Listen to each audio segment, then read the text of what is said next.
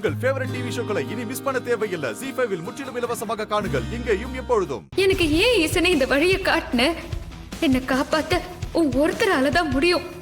என்னை நம்பி இருக்கிற ராணியையும் அவ வயித்துல வளர்ற குழந்தையையும் நான் காப்பாத்தணும்.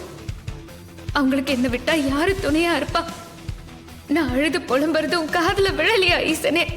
என்னோட ஆத்மா கொஞ்சம் கொஞ்சமா அழிஞ்சிட்டு இருக்கு. என்னோட ஆத்மாவுக்கு எதுவும் ஆயிடக்கூடாது. நடந்துட்டு இருக்கிற இந்த பெரும் ஆபத்துல இருந்து என்ன நீதான் காப்பாத்தணும். ஈசா, ஜெகதீசா, பரமேசா, என் ஆத்மாவை காப்பாத்து, என் ஆத்மாவை காப்பாத்து.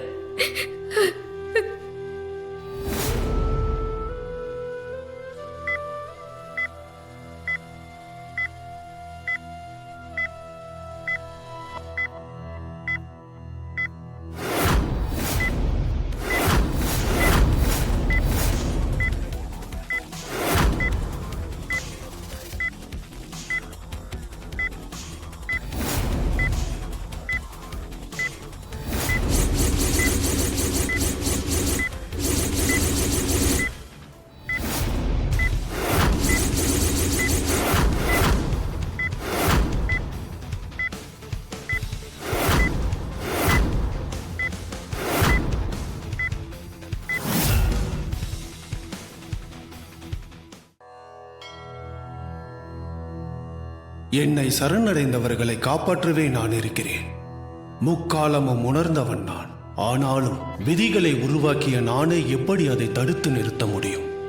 அந்த லாமியா துஷ்ட வேதங்களின்படி தாமிச மந்திரத்தையும் அசிபத்திர மந்திரத்தையும் பயன்படுத்தி பூத உடலையும் ஆன்மாவையும் பிரித்திருக்கின்றாள். அவள் தன் உடலை வருத்தி கொண்டு கடும் தவம் செய்து இந்த மந்திரத்தை முப்பெரும் தேவியிடம் இருந்து பல ஆயிரம் வருடங்களுக்கு முன்னால் அதை லாமியா பெற்றதால் இது நடக்க வேண்டும் என்பது விதி. என்னோட ஆத்மா அழிஞ்சிரும். இந்த நரக வேதனையிலேயே நான் போயிடவா? என்னோட கடமைகளை முடிக்காம நான் காத்தோட காத்தா கலந்துருவேனா? நீர், நிலம், நெருப்பு, காற்று, ஆகாயம்ங்கிற பஞ்சபூதங்களின் சக்தியையும் பற்றுதல், படைத்தல், பதித்தல், பழுத்தல், பழுக்கள், 5 கண்மேந்திரியங்களின் சக்தியையும் மெய், வாய், கண், மூக்கு, செவி என 5 ஞானேந்திரியங்களின் சக்தியையும் மொத்தமாக பயன்படுத்தும் போது மனம், புத்தி, சித்தம், அகங்காரம் எனும் 4 சித்தத்தின் மூலம் பிரகிருதி மகாசக்தி உருவாகும். அந்த மகாசக்தியின் மூலம் நரக வேதனையை அனுபவித்துக் கொண்டிருக்கும் உன் ஆன்மாவின் அழிவை இப்போதே மாற்றி அமைக்கிறேன்.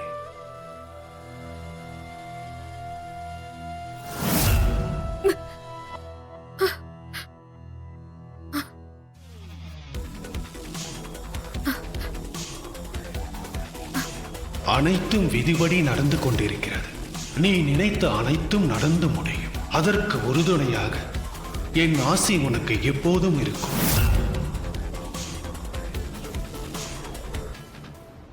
ZEE5 ஆப்பை டவுன்லோட் செய்து அனைத்து எபிசோடுகளையும் இலவசமாக பாருங்க.